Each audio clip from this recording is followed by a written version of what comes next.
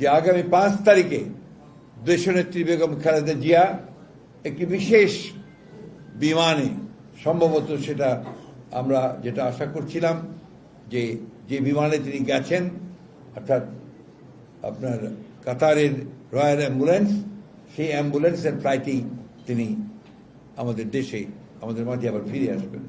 আপনারা আমাকে এবং আমাদের নেতাদেরকে প্রায় জিজ্ঞেস করেন যে ম্যাডাম কবে ফিরবেন। আজকে সেই কথাটা বলার জন্যই আপনাদের সামনে উপস্থিত হয়েছি।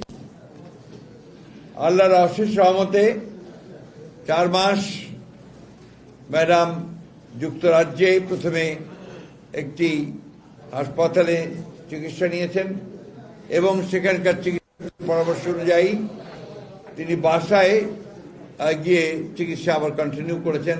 সেটা হচ্ছে আমাদের ভারপ্রাপ্ত চেয়ারম্যান জনাব তারেক রহমান সাহেব তার পুত্রের বাসায়, এবং প্রতিদিন তার অবস্থার উন্নতি হয়েছে। একদিকে আপনার বিশেষ করে পারিবারিক পরিবেশে এবং একই সঙ্গে পরীক্ষা নিরীক্ষার মধ্য দিয়ে তার কিছুটা উন্নত চিকিৎসার মধ্য দিয়ে তিনি আল্লাহর অশেষ রহমতে আগের চাইতে অনেক সুস্থ বোধ করছেন। সেই কারণেই তিনি সিদ্ধান্ত নিয়েছেন যে তিনি এখন দেশে ফিরে আসবেন। আপনারা সবাই জানেন যে এই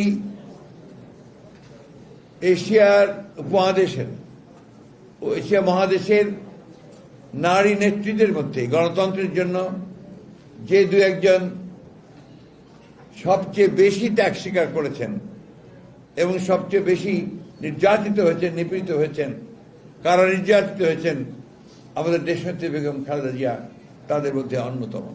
আজকে সেই নেত্রী ফিরে আসবেন। স্বাভাবিকভাবে আমাদের মধ্যে প্রচণ্ড আবেগ আছে।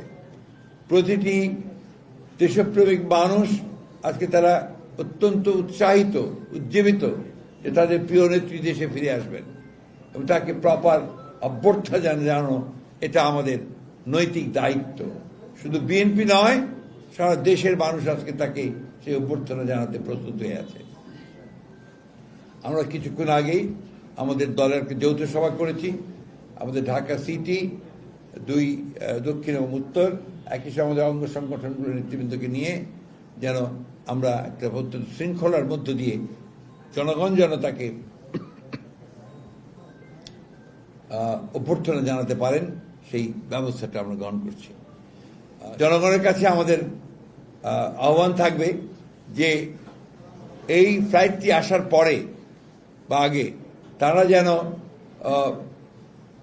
যে এলিভেটেড এক্সপ্রেসওয়ে যেটা আছে সেই পথটি যেন তারা নেওয়ার চেষ্টা করেন, অর্থাৎ বিমানবন্দর থেকে কাকলি পর্যন্ত সেই জায়গাটা যেন তারা মানে মেইন নিচে যে রাস্তা আছে সেটাকে অ্যাভয়েড করে এলিভেটেড এক্সপ্রেসওয়েটাকে যেন নেওয়ার ব্যবস্থা করেন। এটা তাদের কাছে আমাদের অনুরোধ থাকবে যে আমাদের দেশনেত্রী বেগম খালেদা জিয়ার সঙ্গে তার 2 পুত্রবধূ তারাও আপনারা আসছেন, একই সঙ্গে তারাও আসবেন। প্রপারলি সকলকে ফোন করে জানিয়ে দেওয়া হবে, ঠিক আছে?